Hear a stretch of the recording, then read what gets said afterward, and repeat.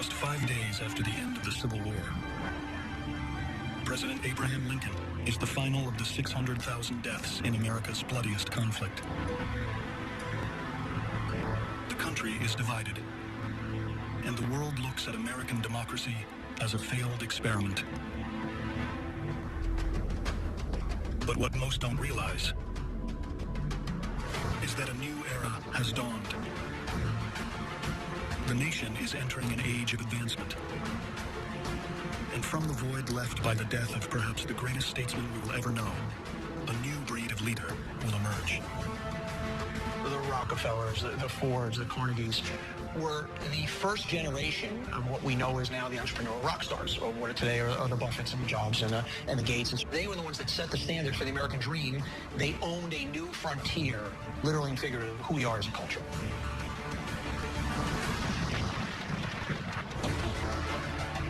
Men of insight, innovation, and ingenuity, the likes of which the world has never seen. And over the next 5 decades, this small group will change history, propelling the United States of America to greatness. These were great men with a vision that nobody else had. And that's why in the last century, that 50-year period, we built the world.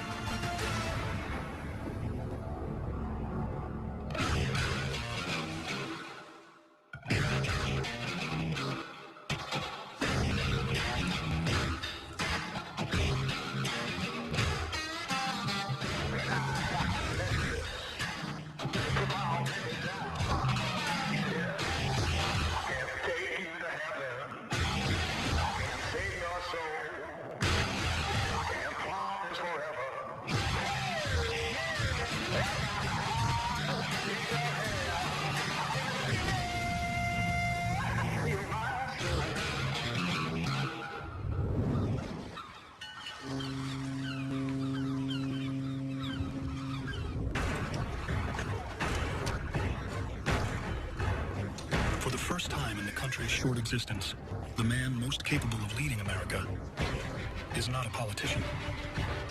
He's a self-made man who, through sheer force of will, turned a poor upbringing on the docks of New York Harbor into an empire.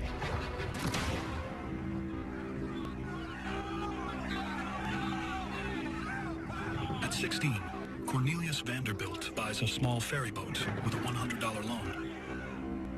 He quickly earns a reputation as a cutthroat businessman, willing to use any means necessary to get ahead. Back then, it was just pure competition. My brain against your brain, my effort against your effort. You just competed.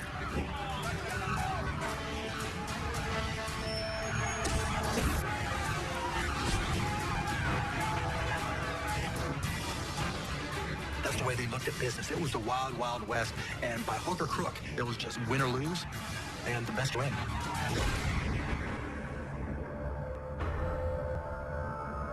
He was a tough guy, getting into scraps with other men, beating the hell out of them and knocking them unconscious. That competitive streak and that toughness very much defined his character.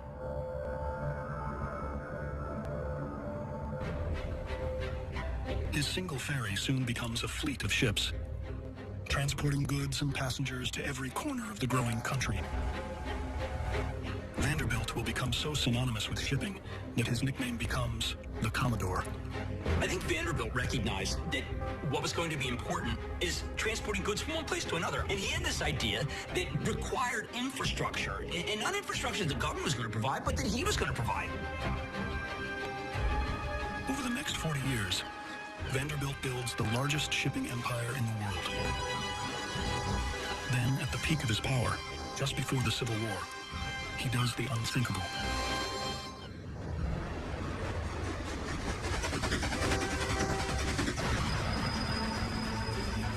Work is underway on the first transcontinental railroad, and the Commodore realizes that its completion will transform America, slashing cross-country travel time by months. Railroads were absolutely liberating because the railroads allowed cheap and efficient transportation from one corner of America to another. Vanderbilt sees his future. He sells all of his ships and invests everything he has in railroads. You talk about seeing around corners. as an element of success. That's what differentiates the good leader. Not many people have it. Not many people can predict that corner. That is a characteristic of great leaders.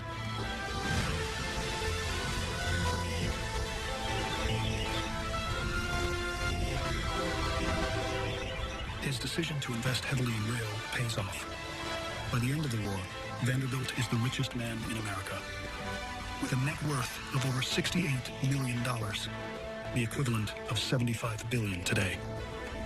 But all that money can't buy his escape from the war's devastation.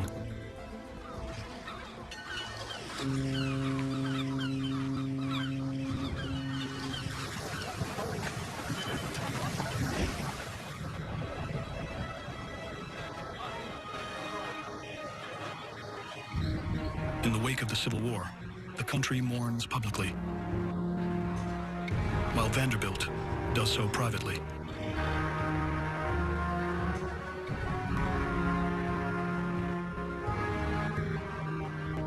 The first card is the past, the second, the present, and the third is the future. There has been an unexpected loss. Someone close to you. My son, George. He died in the war. What about the future? The chariot. There will be a war. War's over. No. Your war is about to begin.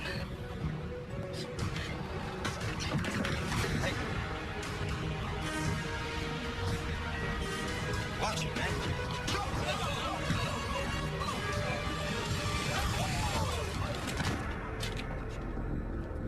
Tormented by the loss of his favorite son, Vanderbilt's empire is more vulnerable than ever before.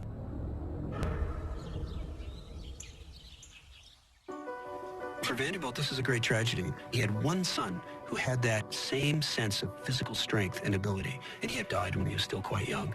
It was deeply troubling for the Commodore. For years, Vanderbilt groomed George to take over the family business. Now, the Commodore is forced to rely on his less accomplished son, William.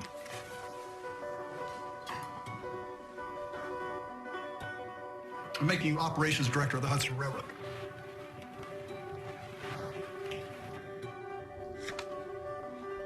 Vanderbilt places William in the midst of negotiations with the owners of a rival railroad. So name your price. If you give us your freight year-round, we will give you the privilege of allowing your passengers access into Manhattan for $200,000. That privilege is not worth $200,000. Then let us settle on $100,000. I believe that to be a fair and generous offer. I'm not really interested in your generosity. I'm only interested in getting the best deal for my shareholders. And that does not include handing over $100,000 or even $1. My father wants only what he believes is right. The trouble is, your father doesn't know what is right. The old man should be put out to pasture.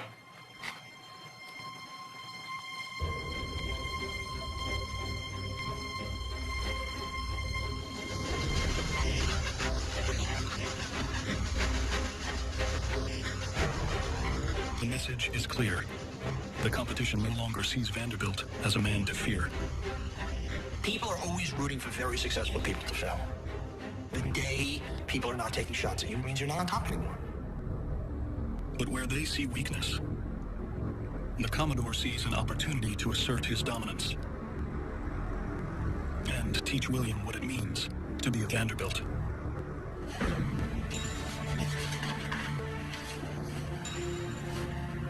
If they want a war, I'll give them a war.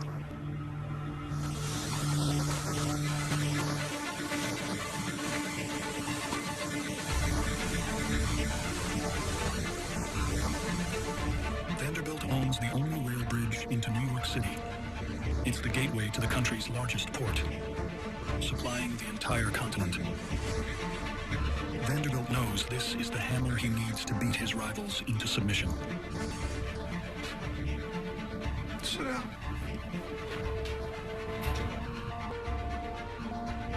I want you to close the Albany Bridge.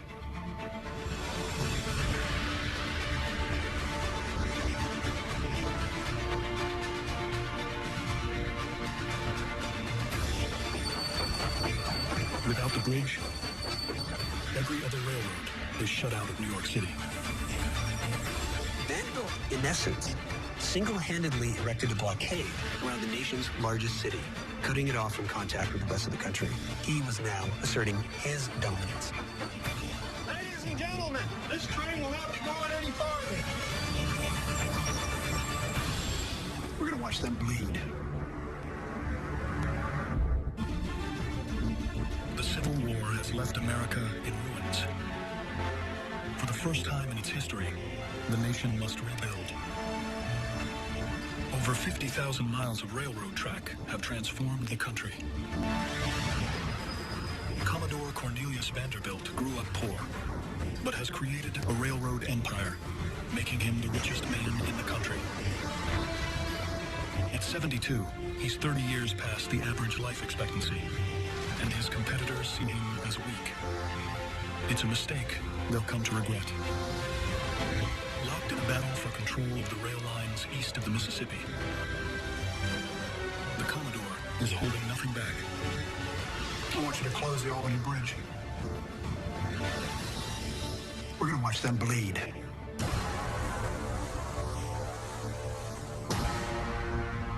Vanderbilt controls the only bridge into New York City, America's busiest port. Seizing an opportunity, he sets up a blockade.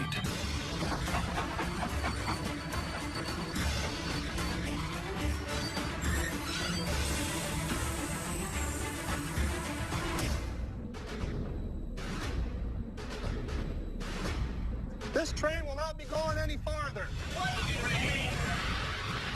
Shutting the bridge leaves millions of pounds of cargo unable to reach the rest of the country, and slowly bleeds his competitors dry.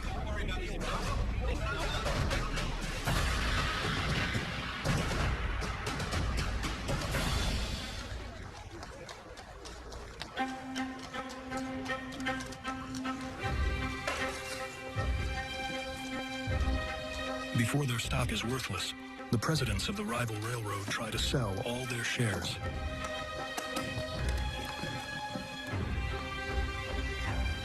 Word quickly reaches Wall Street, triggering a massive sell-off.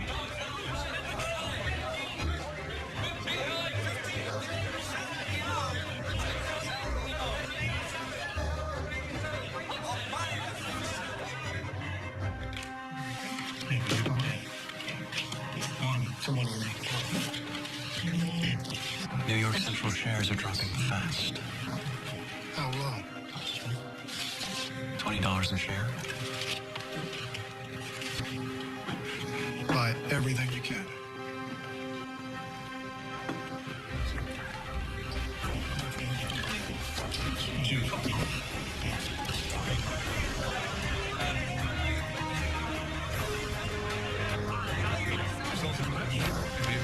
Just for one. Vanderbilt was buying all of that stock that suddenly flooded the market at rock bottom prices. Three aces. In just days, Vanderbilt takes control of the rival railroad, creating the largest single rail company in America.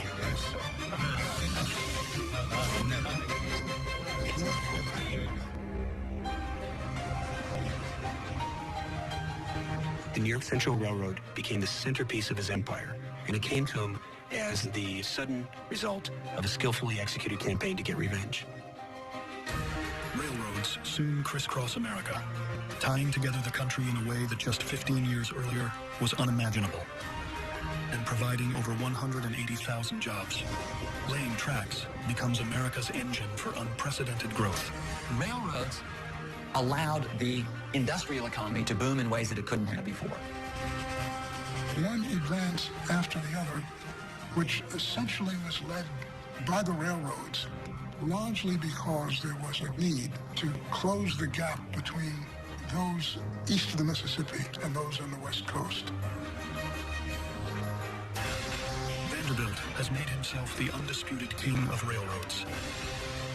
And now he wants the world to know it. He envisions a monument that will symbolize his immense power.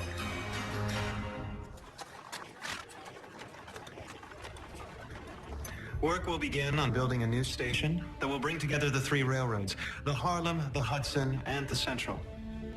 It shall be in the heart of New York and be called the Grand Central Depot.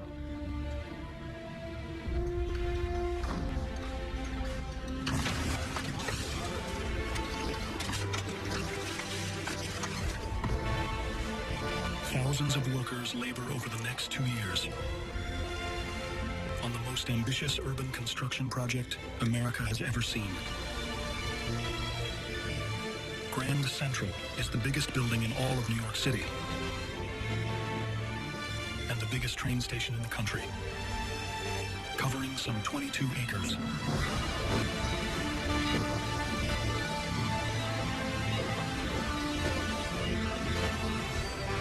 This enormous building towered over every other building in New York at the time. And it was a physical symbol of the size and power of Vanderbilt's railroad empire. Its importance as a physical symbol, as a physical capital of his empire, cannot be underestimated. And it still stamps New York's geography to this day.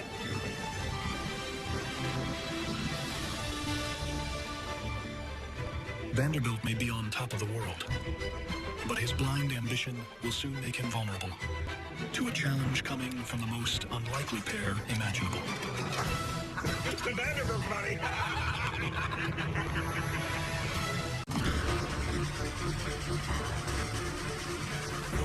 The growth of the railroads thrusts America into the biggest building expansion the country has ever seen, led by a new breed of leader.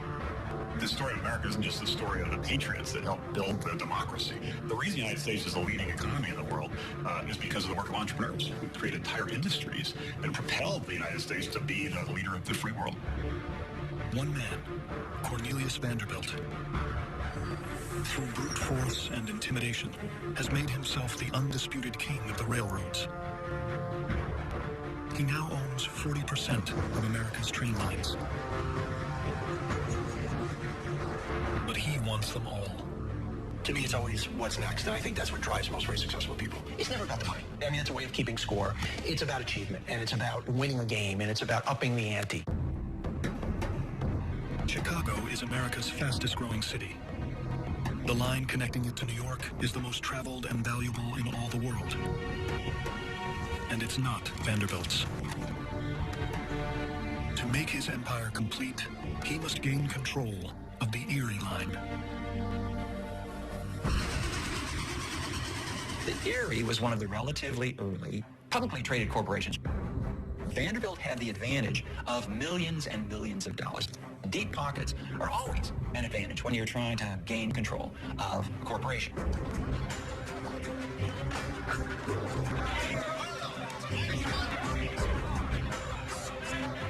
Vanderbilt instructs his agents to buy up as much stock as possible, demanding control of the company by the end of the week.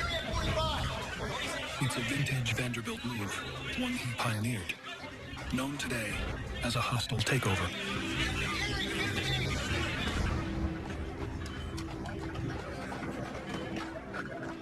But his attempt will be thwarted by an even more ingenious idea, cooked up by two unknowns, Jay Gould and Jim Fisk. The mistake that the Erie Board have made is that they have telegraphed where they need to expand without securing the land first. Gould and Fisk are stuck in middle management at the Erie, but they represent the new America that Vanderbilt is helping to create. One of self-made men with ruthless ambition. And after years of watching the Commodore dominate, they're eager to build their own empire. They recognize Vanderbilt's plan to buy the line and see the opportunity they've been waiting for. Competition, I think it's good for the system. And it's really, I think, what most businesses is about. It's doing a better job on out-hustling your competitors.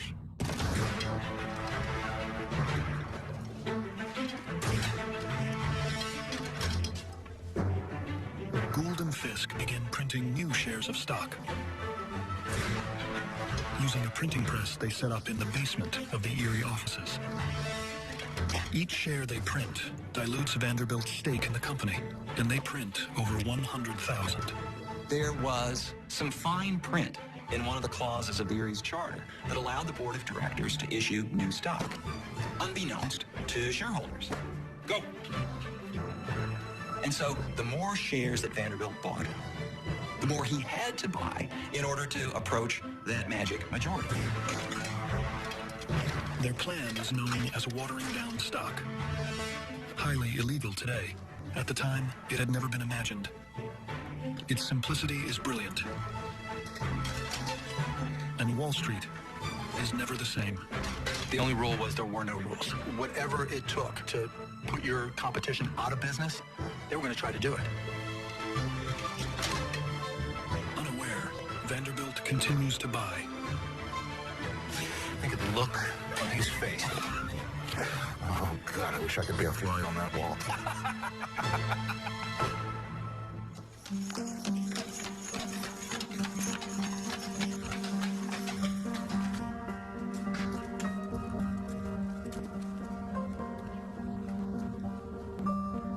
The freshly printed shares are hand-delivered to Vanderbilt.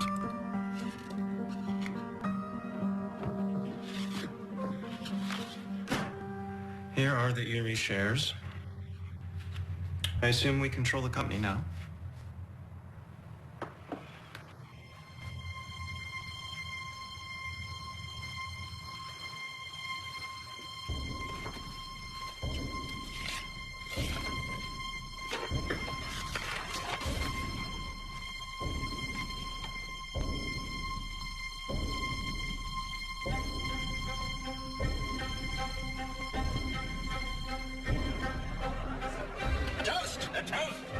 To money.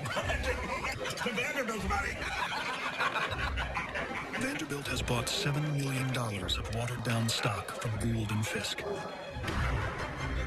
Today, worth over $1 billion.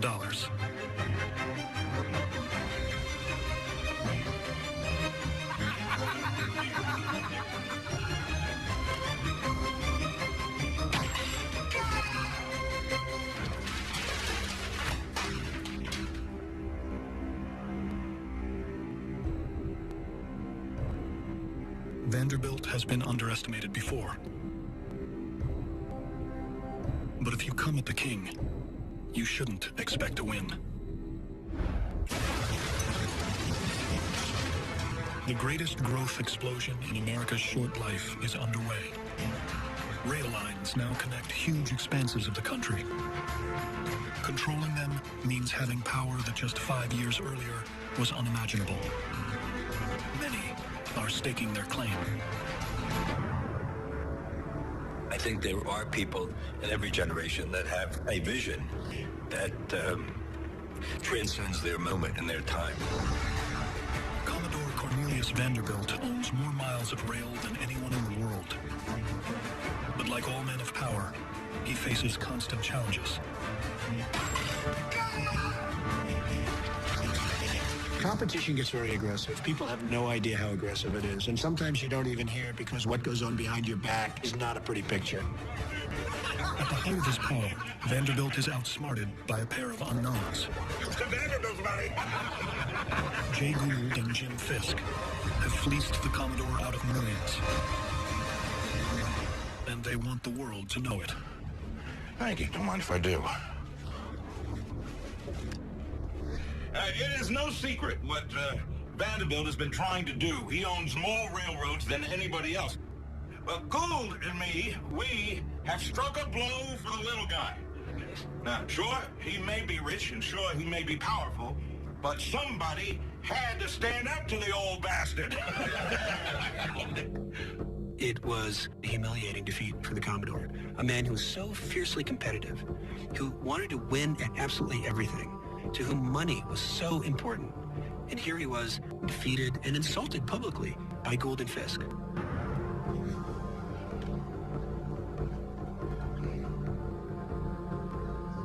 Gould and Fisk may be on top of the world, but they've awakened a sleeping lion.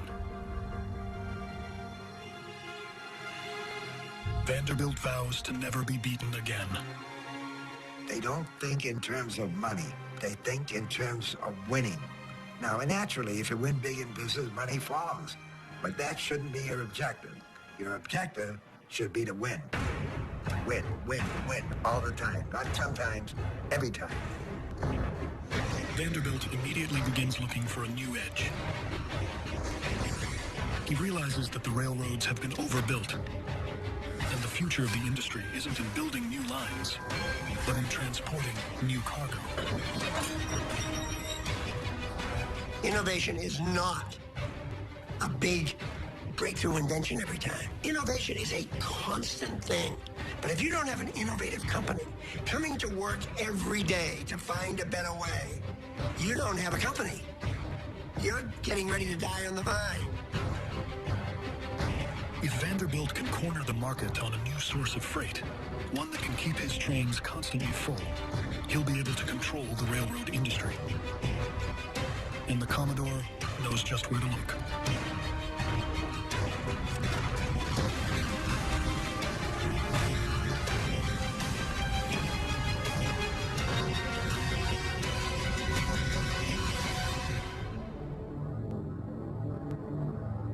Oil is revolutionizing life in America.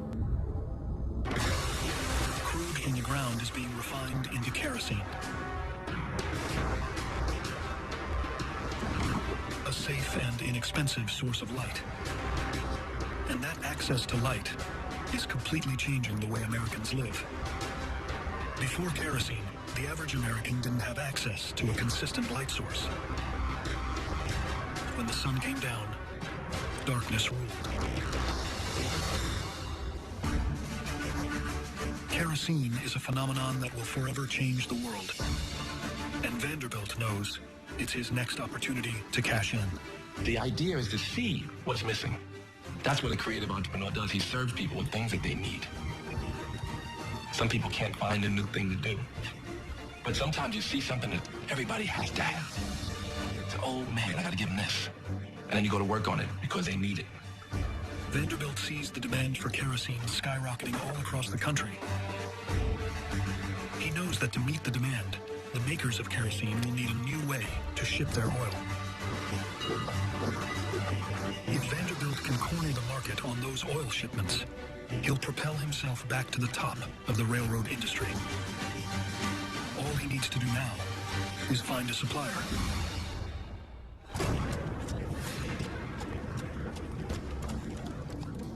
We're going to extend along the South Shore to Cleveland. Why Cleveland? Cleveland is a small city of just under 50,000, but it's sitting on top of an ocean of oil. Eastern Ohio is the Middle East of its day, and the area around Cleveland is one of the largest oil fields in the world. Vanderbilt learns about a refinery built near the railroads in Cleveland, the perfect mark for his master plan. He reaches out to the owner, a struggling young oilman Vanderbilt is hoping to pluck from obscurity. That oilman is John D. Rockefeller.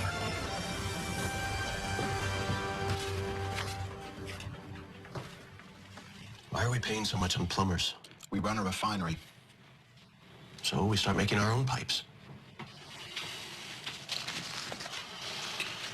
At this rate, we'll be lucky if we break even this year. If you want to call it a day, John, just say.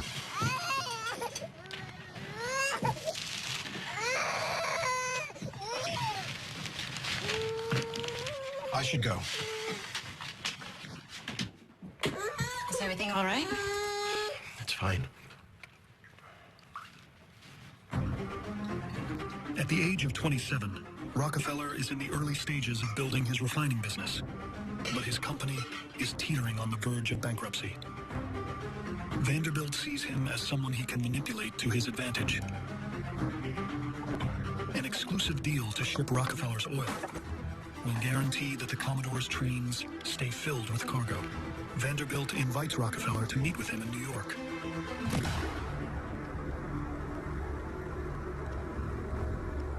For the young oilman, The meeting is the opportunity of a lifetime.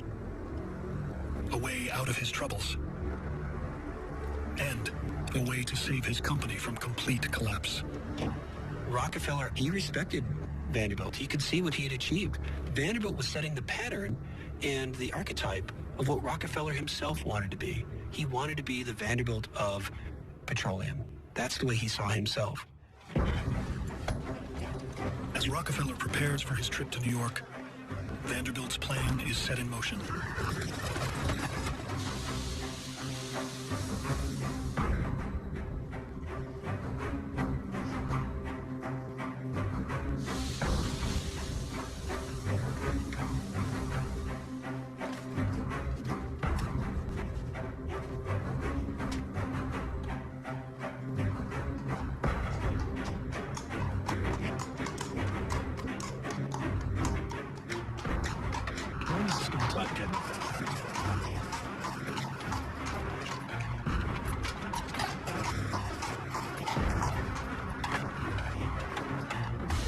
The train departs Cleveland at 6:25 a.m.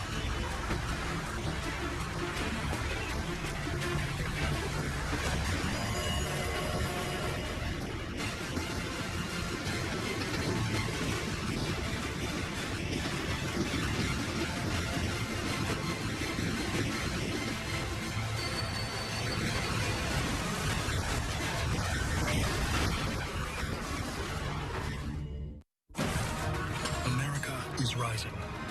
The country is experiencing a period of growth like none it's ever seen. Railroads have united the states, and commerce flows with a speed never before thought possible. The man at the forefront of this explosive change is Cornelius Vanderbilt. But at 76, he realizes that the railroads have been overbuilt.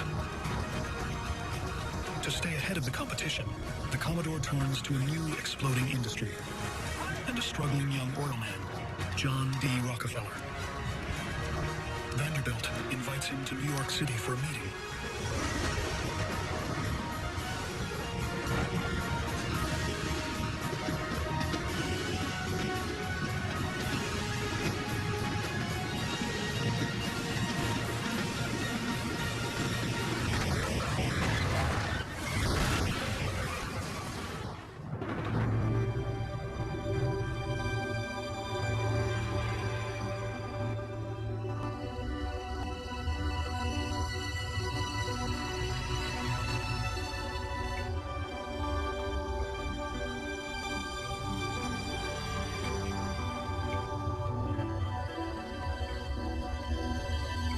Fate intervenes.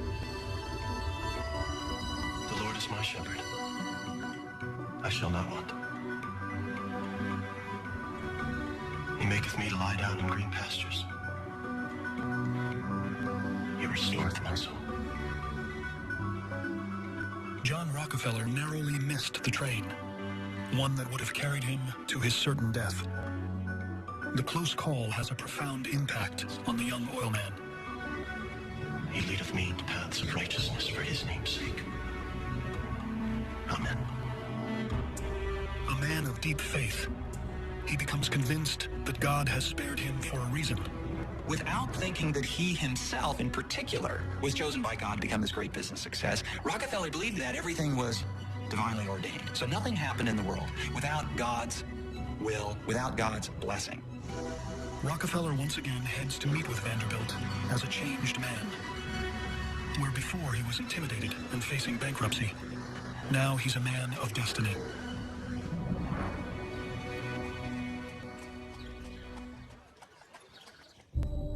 Cornelius Vanderbilt may be the richest and most powerful man in the country, accustomed to getting what he wants. But he has no idea what he's about to encounter.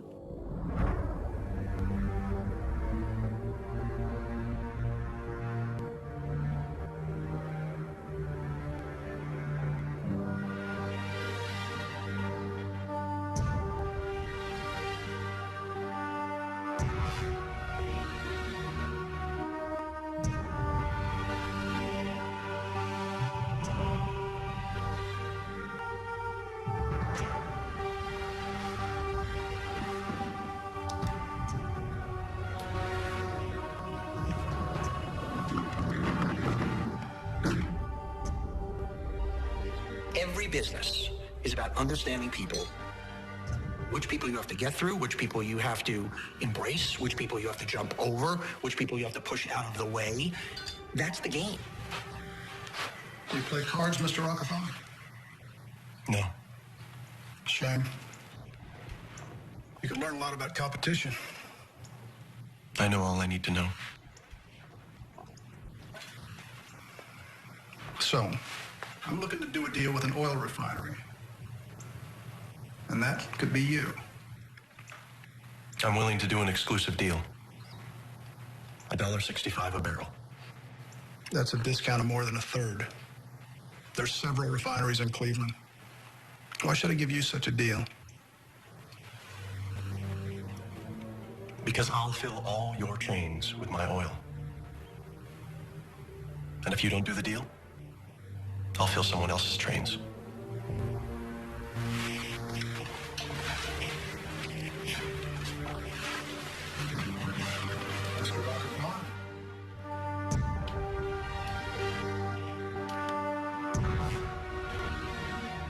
Do you trust him? I don't know. Rockefeller may have gotten the rate he was looking for. But in return, he's agreed to provide Vanderbilt with over 60 train cars of oil every day. The only problem is, Rockefeller has no way to produce that much kerosene. His capacity is less than half of that. Rockefeller has overpromised, but he knows the deal with Vanderbilt will be the opportunity he's been waiting for. He just needs to find a way to produce more kerosene. It's a daunting task, but John D. Rockefeller has been beating the odds his entire life.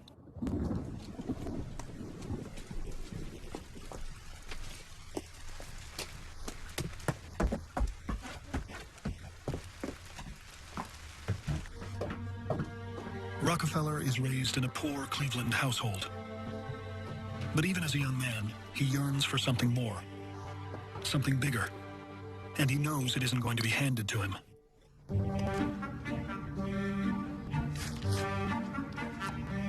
As a young man, he shows a strong entrepreneurial streak, starting his own small business, selling candy to local children.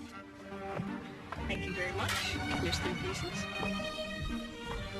From an early age, Rockefeller helps to support his family, mostly because he was never able to rely on his father. It cures cancer. Folks, that is right, it cures cancer. Now you're asking yourself, sir, I bet in your mind you're saying, Bill, is this true? John Rockefeller's father is a con man. Rebecca, I met 7 years ago, she had pneumonia. Better known around Cleveland as Devil Bill. Who would like to buy some? $1.25 a bottle, yes, sir. He disappears for months at a time, leaving his family without money to support themselves. I'm only here for 1 day. Once I'm gone, I am gone. I may not be back.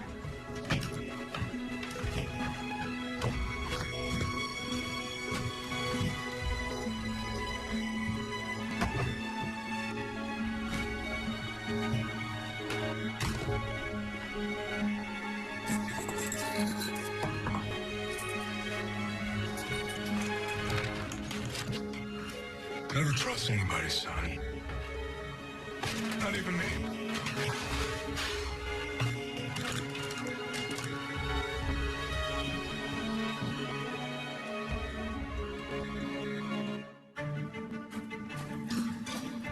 With his father gone, Rockefeller is forced to quit school and get a job to support his mother and siblings.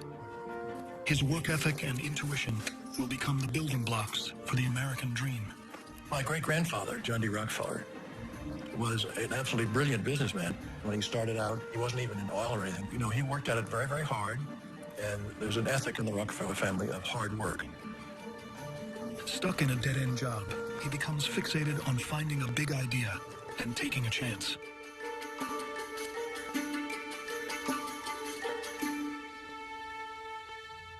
Be ye therefore perfect, even as your Father, which is in heaven, is perfect.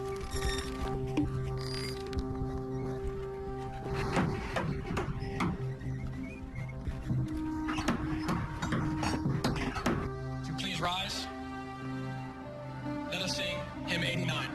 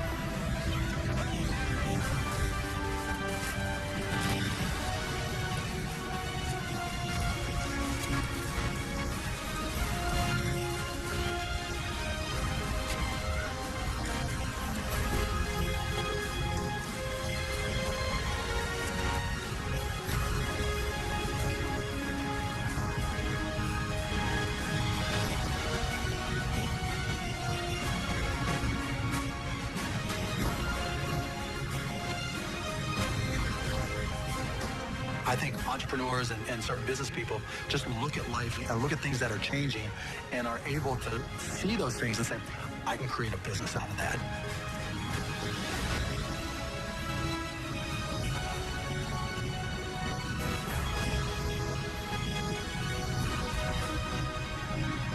Rockefeller realizes oil has the potential to change the world and make him rich in the process.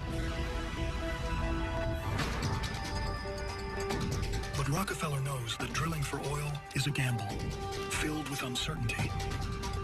And since he doesn't believe in luck, he starts looking for a way to make money from oil without the risk.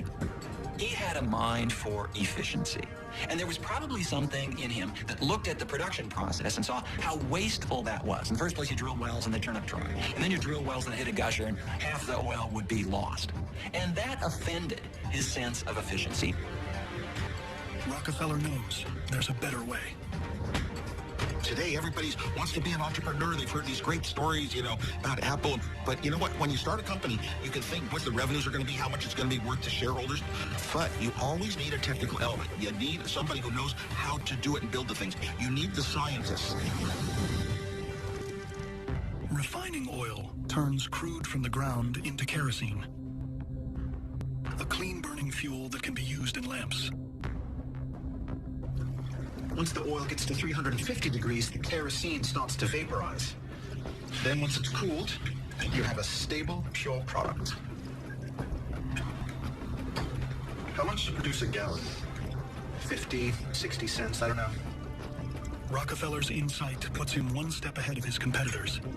He believes that while gamblers drill for oil, businessmen refine it. Whoever could control the refining process could very well have the whole industry.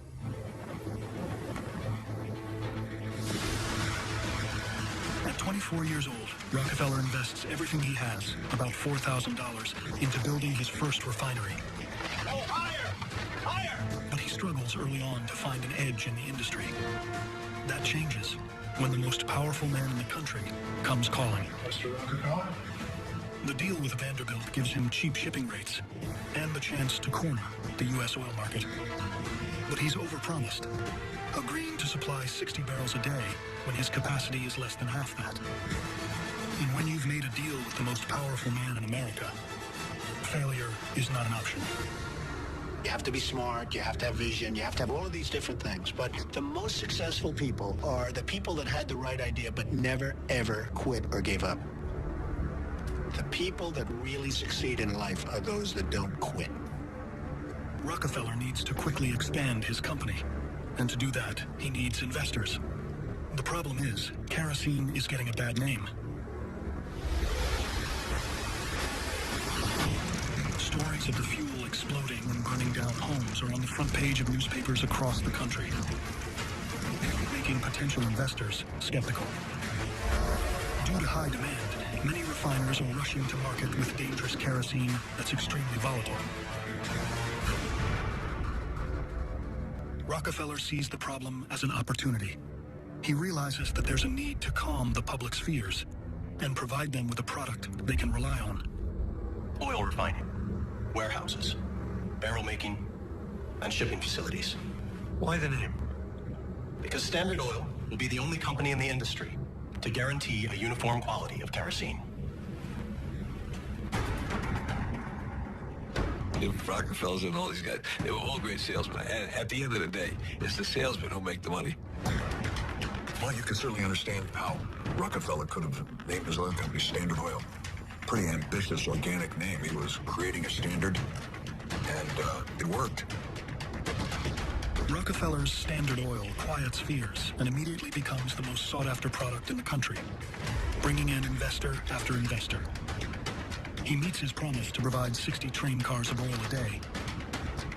But that level of output is only enough to supply a small segment of the country.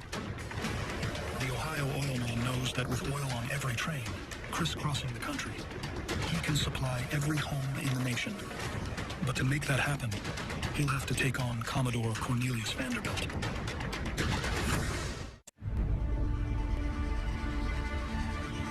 America is expanding rapidly.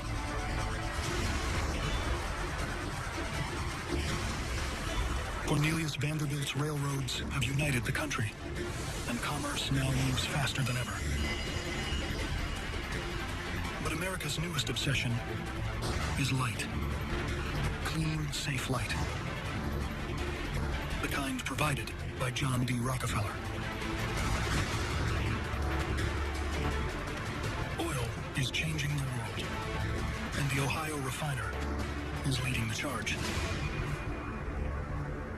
The titans of that day revolutionized business in America. We became the sort of dominant economic force in the world because we could make stuff, we could create stuff, we could build stuff, we could power stuff.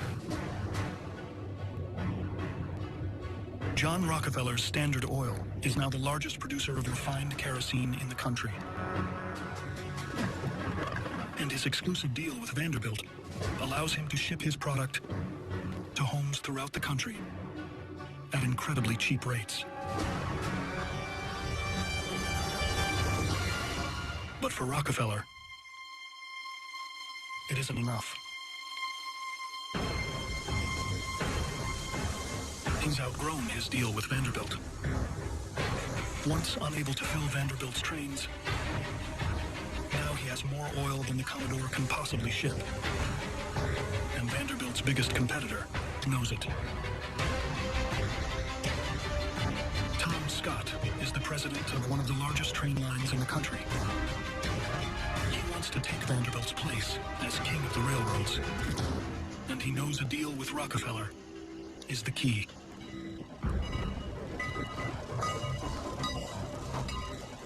Scott heads to Cleveland with his protege, a young up-and-comer named Andrew Carnegie. As Scott's most trusted lieutenant, Carnegie has helped craft the pitch. What I'm proposing is an alliance between... You want a cartel between oil and railroads? I prefer to call it by... Give me the numbers. Standard Oil will receive a 40% rebate for every barrel it ships. We'll send papers over in the morning. No. A verbal contract is fine.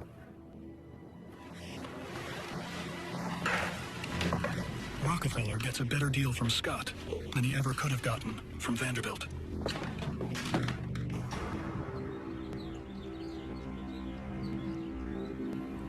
Shit.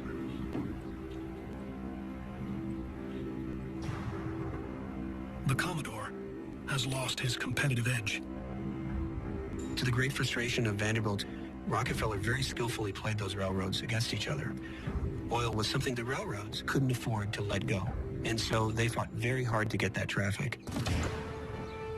With the railroads in his pocket, Rockefeller can supply every home in the nation with Standard Oil kerosene. And with all that profit, Rockefeller begins to buy out his competitors. And we need to stand together. I'm offering all of you a way out, so you can hold your heads high. The opportunity to sell to Standard Oil will be a godsend to you all. If you take Standard Oil stock, you and your loved ones will never know want. His intent is simple. He wants to own every refinery in the country.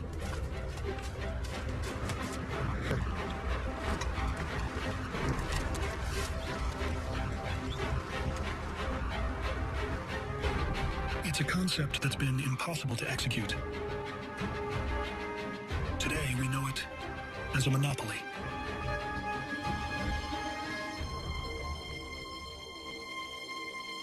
But Rockefeller isn't just expanding his company.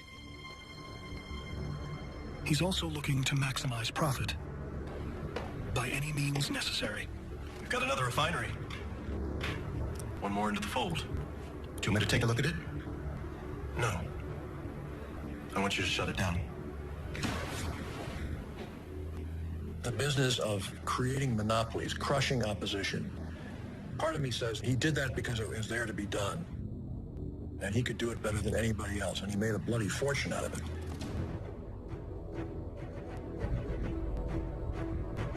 By the time he's finished, Rockefeller controls 90% of the North American oil supply.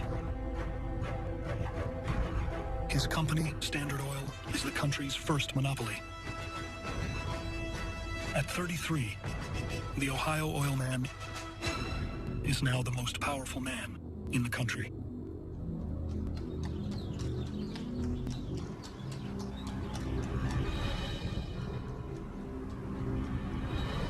The Commodore has created a monster. He realizes that the only way to combat Rockefeller is for the railroads to start working together.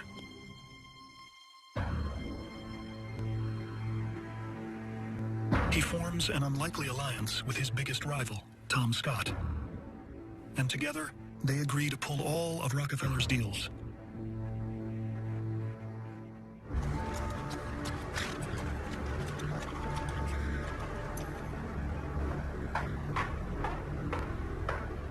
Thank you.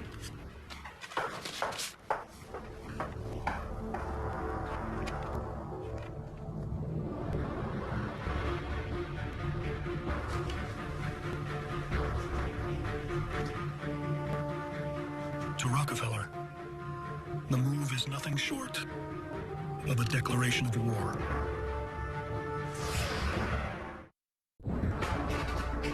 America is emerging as one of the mightiest nations on Earth. The country is now crowded with rail lines, and kerosene lights most homes. The amazing evolution has been led by two men, driven by a desire to create a world that few imagined. Commodore Cornelius Vanderbilt and John D. Rockefeller have sparked the modernization of the country. But the former partners' interests are no longer aligned. Vanderbilt has formed an unlikely alliance with Tom Scott, aimed at forcing their biggest client to pay going rates. John Rockefeller sees their actions as a declaration of war.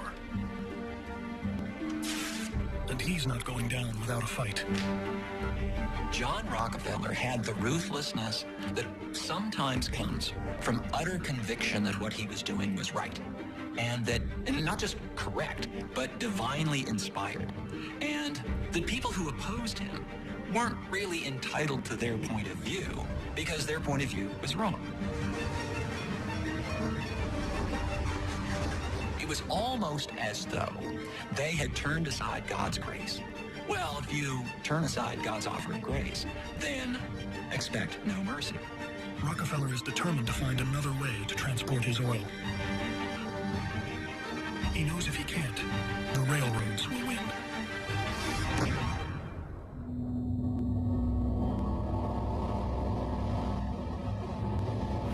Rockefeller's solution again comes from the most unlikely of places. So we can increase the yield of the kerosene, but then we get more of the volatile waste. We can burn some of it off as fuel in the refinery, but its high flammability creates a storage problem.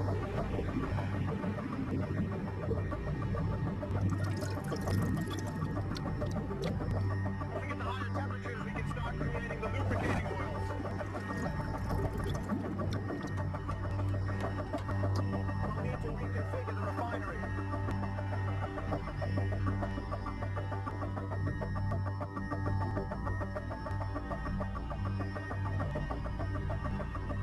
Oil in the refinery is moved using large pipes.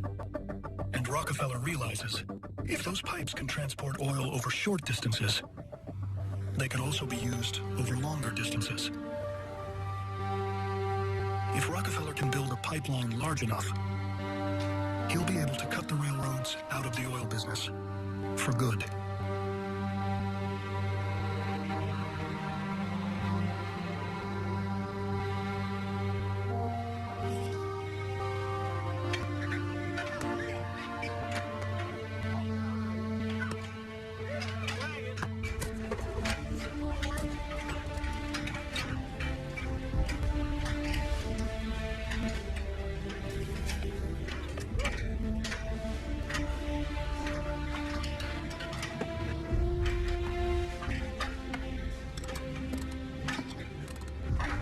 Pipeline will require a massive investment and incredible risk.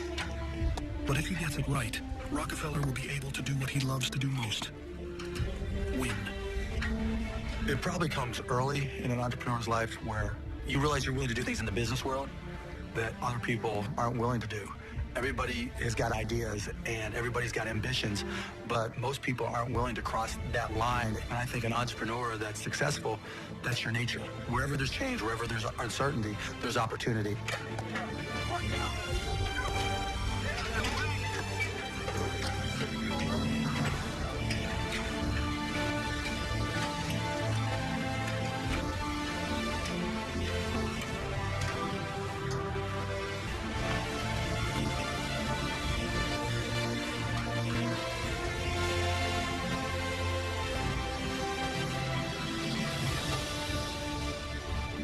Rockefeller's workers labor around the clock, blasting through the countryside and laying over 1.5 miles of pipeline every day. Business, in the end, is understanding the playing field. Tell me who's on it, what their strengths are, what their weaknesses are, and what is your checkmate play to top them and nail them. And so you're always in that competitive game. You're looking at innovation. You're looking at leapfrogging, trying to get ahead of them. You're never complacent. You're semi-paranoid about what they're doing. That's what a game is all about. By the time the pipeline is complete, it's over 4,000 miles long, stretching across Ohio and Pennsylvania and connecting thousands of the world's most lucrative oil wells directly to Rockefeller's refineries. John Rockefeller has finally found his way to eliminate the railroads from the oil business. And in the process, he's forever revolutionized the way oil is transported.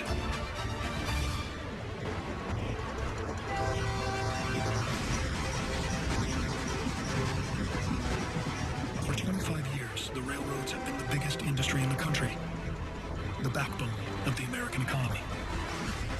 No one has ever had the nerve to take them on. Until now. Rockefeller knows that without his oil, the railroads will struggle to stay alive.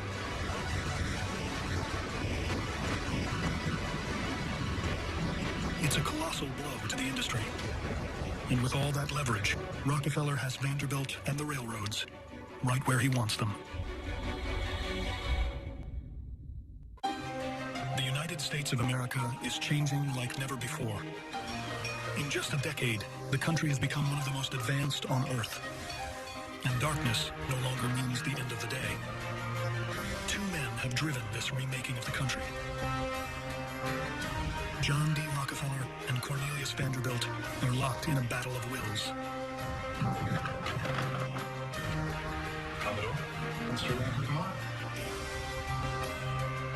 Vanderbilt and his competitors are in drastic search of passengers and cargo to fill the trains running on their lines. In the 1870s, the country needed to be connected via railroads. And what happens then is everybody who thinks they have an edge in the railroad business goes out and raises money and they start their own railroad. And what happened then, as we've seen happen many a time since then, is it created a huge bubble. John D. Rockefeller's oil makes up nearly 40% of the cargo shipped on the rails. But when Vanderbilt teams with his biggest rival to push for a rate increase, Rockefeller takes it as a declaration of war. He builds a pipeline in response and begins to pull his shipments. And since the railroads have been drastically overbuilt, losing cargo means losing money. Stocks plummet as investors run scared. When prices get out of control and smart people decide, wow, this thing is a bubble, I want out, then you can get a collapse very quickly.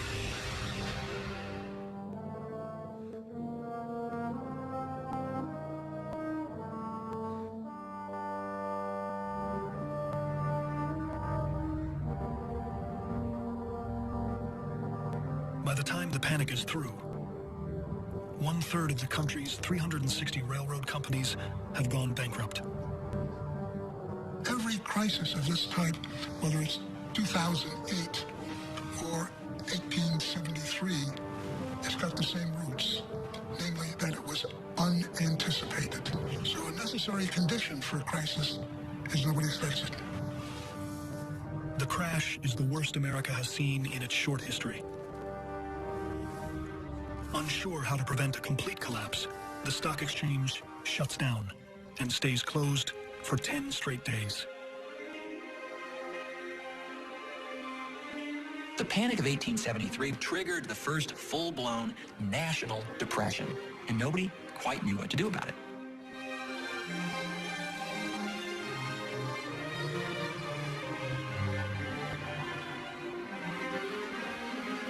For the first time, large, very large, numbers of American workers were without jobs.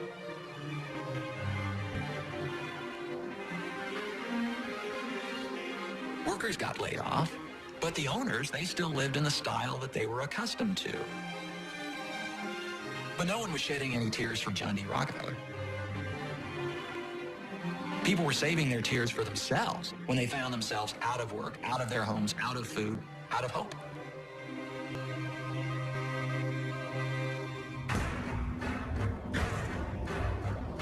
While many of the biggest companies in the country struggle to survive, Rockefeller sees opportunity. His belief in the survival of the fittest kicking in.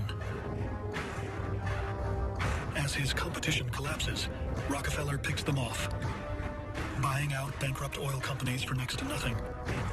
I find that I do better in bad markets. I buy things in bad markets. And you can't do that in a great economy. You can't buy it. Either you're going to buy it very expensively or not be able to buy it at all.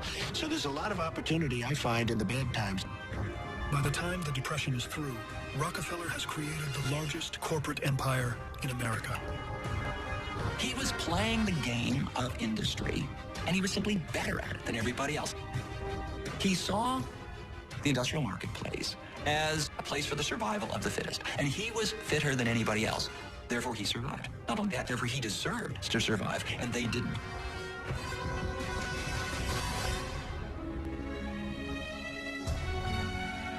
While Rockefeller expands his company, his adversaries at the railroads are struggling to survive. Then, at the height of the Depression, the king of the American railroads, Cornelius Vanderbilt, dies at the age of 82. Vanderbilt leaves his empire worth over $100 million to his son, William. Rockefeller knows that without Vanderbilt, he would have never been able to build his empire.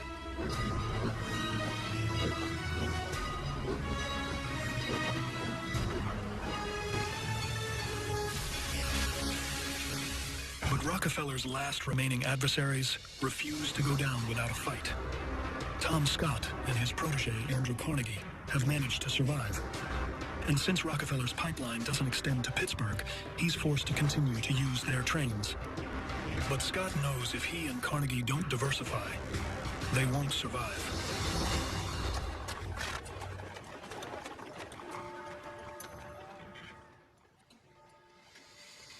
Scott devises an aggressive plan to expand his empire. One that's sure to catch Rockefeller's attention. He's going to break into the oil business by building a pipeline of his own.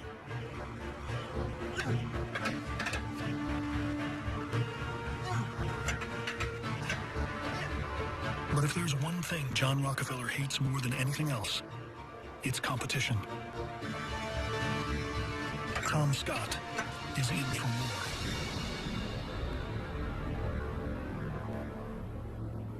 I've tried to be friendly to the Pennsylvania. I've given you plenty of business, have I not? And now I find that you're invading my field. And that, my friend, is piracy. We'll take your feelings into account, Mr. Rockefeller. 2/3 of the oil you carry comes from me. If you don't retreat, I'll take it to the other railroads. As far as I'm aware, there isn't another railroad that runs from Pittsburgh to New York.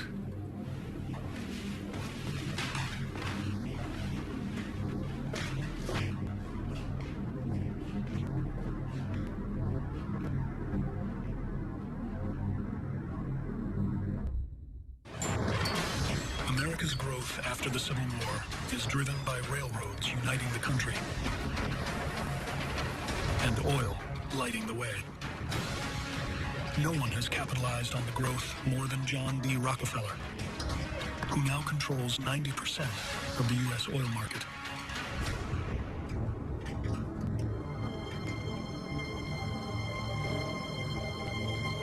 With the death of Cornelius Vanderbilt, only one man stands in the way of Rockefeller's complete control of oil. Tom Scott. There was a sort of mutual admiration among the big capitalists, but it was an admiration that was accompanied by deep suspicion. The big capitalists of the day eyed each other very warily. Rockefeller looked on Tom Scott of the Penn Railroad as a competitor. Tom Scott's trains transport oil to and from Rockefeller's refineries in Pittsburgh, where the Standard Oil pipeline doesn't reach. With all that leverage, Scott is confident he has the ammunition to take on Rockefeller. But Rockefeller isn't one to back down from a fight. I don't want one drop of our oil traveling on the Pennsylvania. But what about the Pittsburgh refineries? Shut them down.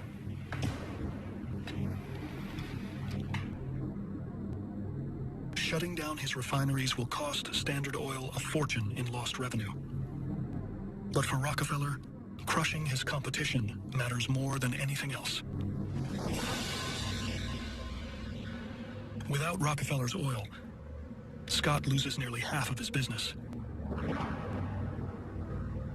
forcing him to lay off tens of thousands of workers and drastically cut wages. Those workers take to the streets in protest. And as darkness falls on Pittsburgh, they turn violent. A fire is set in Tom Scott's train yards.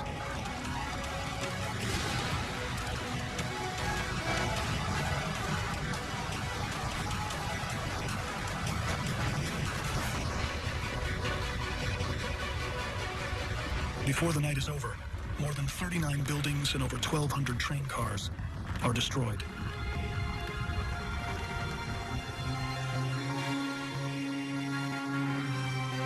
Tom Scott's company lays in ruin. This is how capitalism works.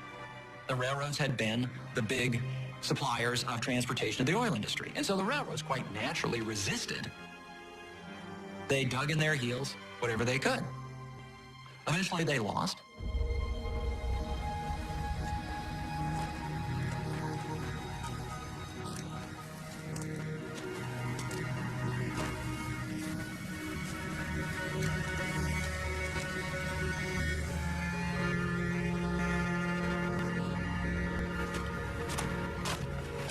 Come on. Let's go.